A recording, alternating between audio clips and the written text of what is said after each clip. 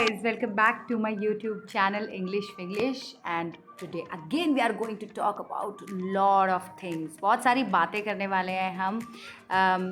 If I tell you about myself, I'm a soft skill trainer. I've been working in this field from a very long time. बहुत time से काम करी, बहुत सारे type के लोगों के साथ में काम करती हूँ and that is what gives me an experience with something called the pronunciation. आज हम pronunciation के बारे में बात करने वाले हैं जो कि हम इंडियंस को बहुत ज़्यादा हिंदी स्पीकिंग लोगों को काफ़ी ज़्यादा प्रॉब्लम दे देता है प्रोनाउंसिएशन.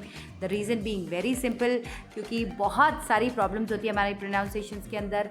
जो मेजर इश्यूज़ होते हैं हम उसके बारे में बात करेंगे and how to resolve these issues, उसके बारे में भी हम अभी बात करने वाले हैं. So let's go guys.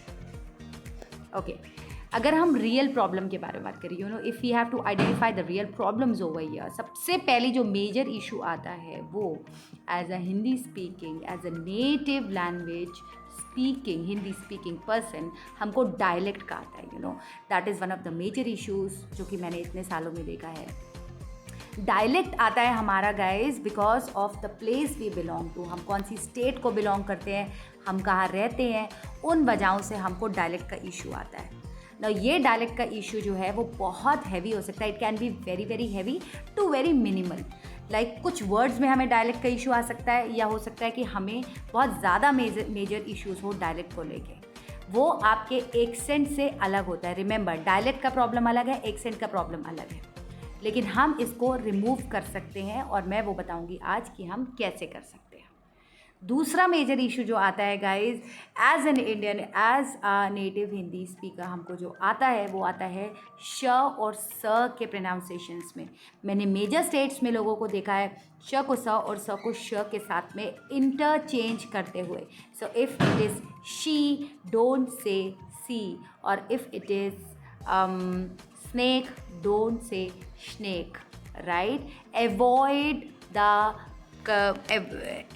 SH and S interchangeability. Please avoid it. This is not correct, right? उसके बाद जो आपको मेजर इशू आता है वो आता है वॉवल्स के अंदर. हम लोगों को मेजर वॉवल्स जो हमारे हैं AEIOU, उनके यूसेज में बहुत ज़्यादा इश्यूज आते हैं.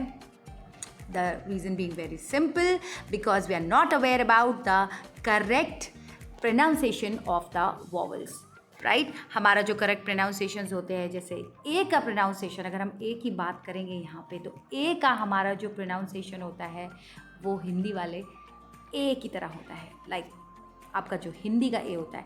And when you have a bigger sound, जब भी कोई बड़ी साउंड आती है तो वहाँ पे ए का यूसेज होता है.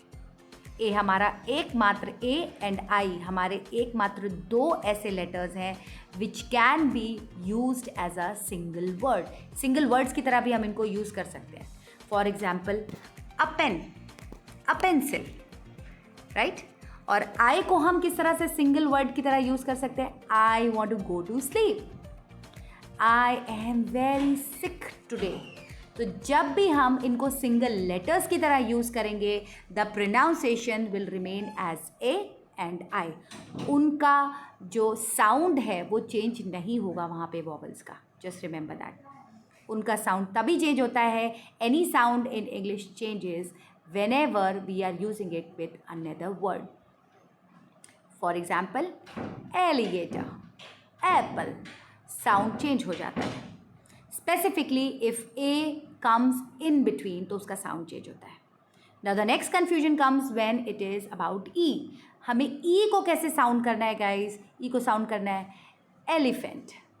When ever there is a A का साउंड, यहाँ पे भी ए का ही साउंड है बट विदाउट हिंदी मात्रा A. It is a simple A, छोटी साउंड आती है वॉवल्स के अंदर, right? So E can be egg, E can be elephant, right?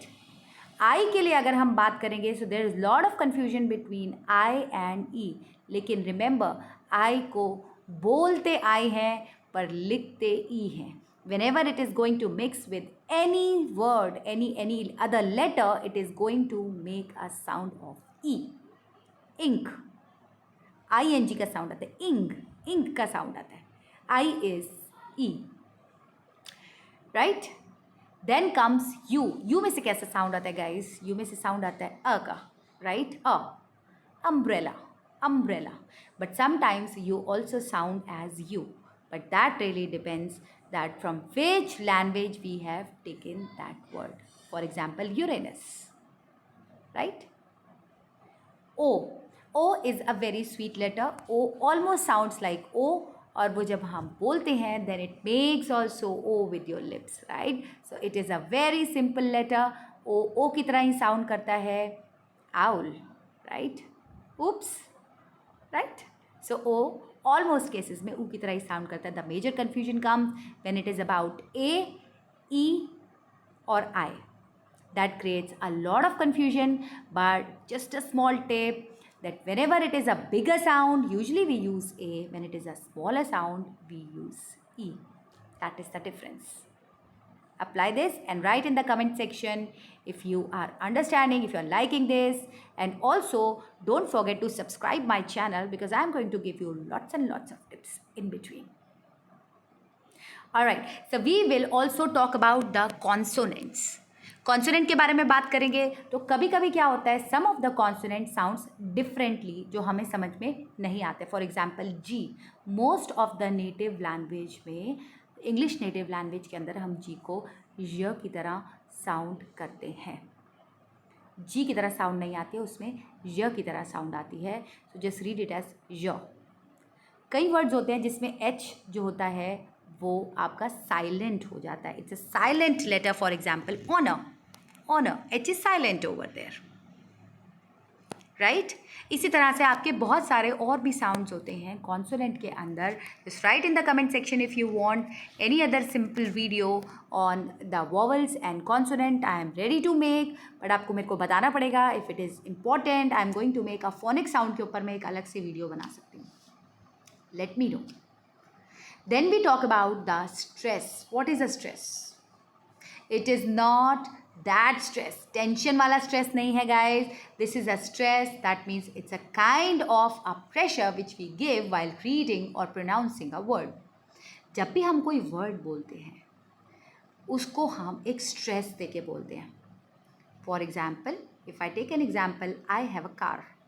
अगर मैं इसी sentence को I have a car, इसी सेंटेंस को अगर मैं अलग अलग स्ट्रेस देके बोलूँ, it is going to be a different sentence. For example, I can say I have a car.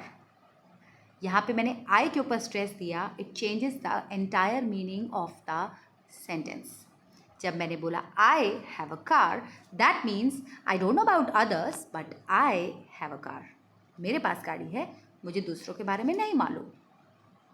Similarly, if I say I have a car, I have a car, मैंने have के ऊपर जब stress दिया तो उसका entire meaning बदल जाता है. It changes the entire meaning. That means मेरे पास गाड़ी है. And then I can say I have a car, I have a car. यानी कि मेरे पास गाड़ी तो है but I don't know about other things. So similarly, you know, if you are going to put stress on any particular word, it changes the entire meaning of the whole sentence. तो हमें ये exactly पता होना चाहिए कि किस तरह से हम कहाँ कहाँ पे sentences के ऊपर, words के ऊपर stress दे सकते हैं. Also, the last one is unfinished word. कभी कभी हम अपने words को finish ही नहीं करते हैं, हम उसको आधा ही pronounce करते हैं. यूजली इंडियंस में प्रॉब्लम्स कम होती है बट इट एग्जिस्ट. कई बार इस तरह की प्रॉब्लम्स आती हैं. सो अगर हम इन चीज़ों को इम्प्रूव कर सकते हैं तो हम बहुत अच्छी English, you know, we can actually be very thorough with the English, right. Okay, there are certain correction techniques which I am going to talk now and it is, I hope so it is really going to help you guys. अगर हम correction techniques के यहाँ पे बात करें तो सबसे पहली जो हमारी टेक्निक आ जाती है वो आती है हमारी लिप्स, टंग और थ्रोट को करेक्शन को चेक करने के लिए, राइट. सो आपको सबसे पहले क्या चीज़ चेक करनी है, whether my lips are in the, it is syncing with the letter. For example, अगर मैं ओ बोलूँ तो क्या वो ओ की तरह साउंड कर रहे हैं. अगर मैं आई बोल रही हूँ तो क्या वो एक बड़ी साउंड निकाल रहे हैं. For example, I take an example here, beat and boat का एग्जाम्पल लेते हैं. बोट में एक छोटी साउंड आती है, बीट में एक बड़ी साउंड आती है. So boat, beat. whether I am actually correctly using my lips, tongue and throat or not. बहुत सारी हमारी साउंड्स जो हैं वो थ्रोट से आती हैं, whether I am using those sounds correctly or not. Right. Next आता है हमारा mirror practice guys. This is actually use from ages. Mirror के सामने खड़े होइए, प्रैक्टिस कीजिए, आपको बहुत ज़्यादा बेनिफिट मिलेगा. कुछ नहीं करना है, just simply start talking to yourself. Talk something, गलत सही, don't get afraid, don't get scared, just talk to yourself. अपने आप से बातें करनी है. That will boost your confidence. Lot of trainers, lot of trainees comes under me. बहुत सारे ट्रेनीज आते हैं और जो मुझे बोलते हैं I don't have anybody to talk to me. मैं प्रैक्टिस कैसे करूँ? Because English is something where you need lot of practice. It's a language, right? If you will not practice you will never learn it.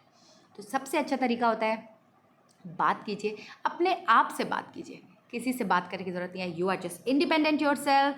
Just go, just stand in front of a mirror and start talking to yourself. This is what you are supposed to do, right?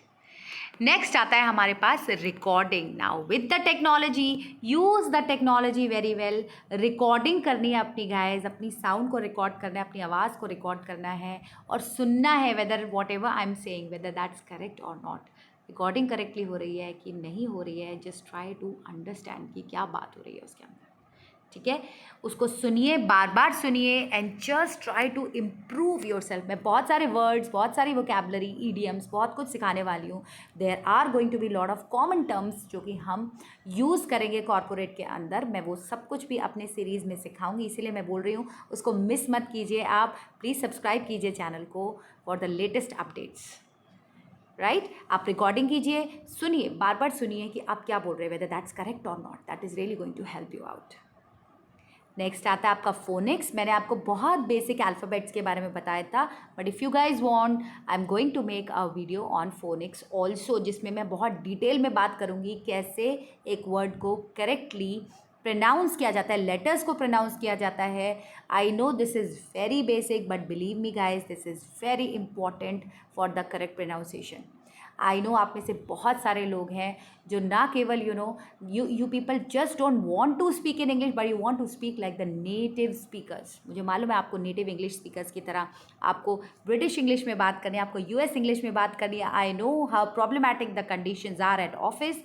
तो मैं उसी का solution लेके आई हूँ guys यहाँ पे, right. और भी हम बातें करेंगे, जैसे कि स्ट्रेस सिलेबल के बारे में बातें करेंगे. मैं एक और वीडियो बनाऊंगी जिसमें मैं आपको बहुत ही डिटेल में स्ट्रेस सिलेबल के बारे में बताऊंगी, उसके यूसेज बताऊंगी. And also I am gonna tell you how to use the stress syllables, right. And the most important guru mantra I wanted to give here, that talk slowly guys, talk slowly. धीरे धीरे बात कीजिए. मैं हर क्लास में सबको यही बोलती हूँ, if you don't know a language just talk slowly. धीरे धीरे बात कीजिए. अपनी स्पीड को, अपने पेस को कम कर दीजिए बात करने का, because your brain want to get processed. आपके ब्रेन को प्रोसेस होना है, उसको समझना है, हर चीज़ को जानना है. सो टॉक स्लोली, उसको टाइम दीजिए. when you're talking in some other language, when you're talking in English, just try to keep your pace slow.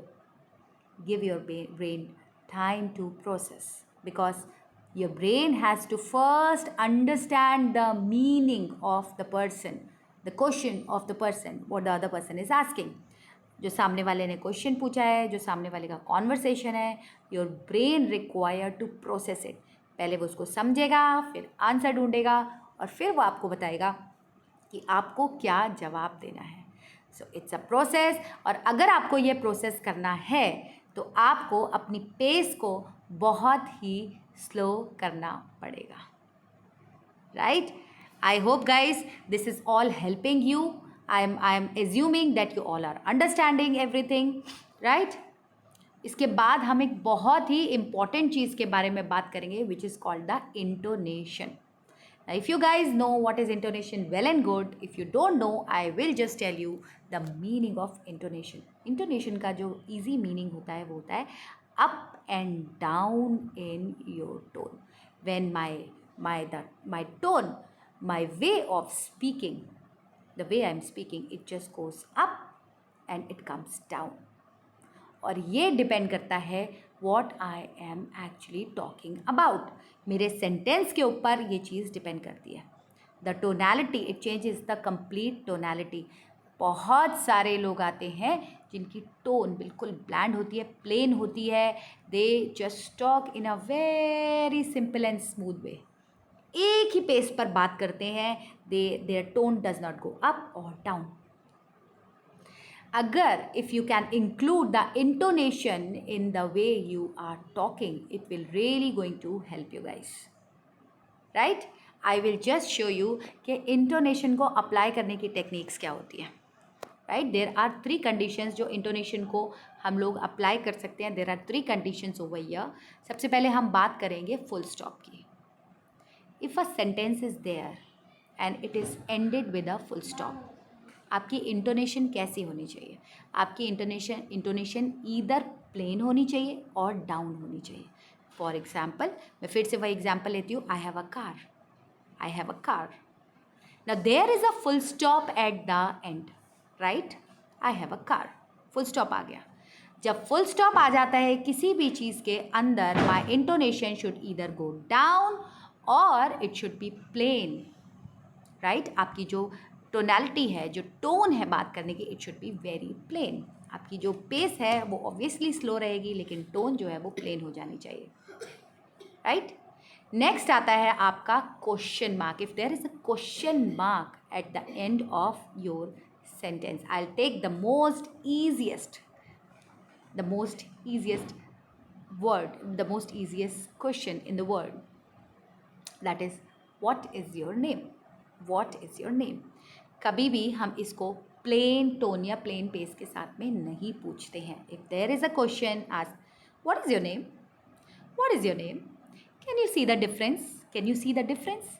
कितना डिफरेंस आ जाता है when you are applying the intonation. It changes the way you are talking completely. Whenever there is a question mark, always say, what's your name? What's your name? Try to increase your tone, increase your volume a bit, right? हमारी third simple condition आ जाती है जब भी कोई exclamation mark आता है। Exclamation mark जो है वो किसी भी हमारे जेस्चर को, हमारे मूड को शो करता है। For example, hooray, I am going to have a leave tomorrow. Hooray, I'm going to have a leave tomorrow. Wow, what a beautiful dress. Wow, what a beautiful dress. जब भी हम exclamation mark का use करते हैं तो उस समय जो हमारा वर्ड होता है, जो एक्सप्रेस कर रहा है हमारे इमोशंस को, फॉर एग्जाम्पल वाओ और for example hurray, that word, when we are going to say that word, that should go up. My pace, my tonality should go high, should go up.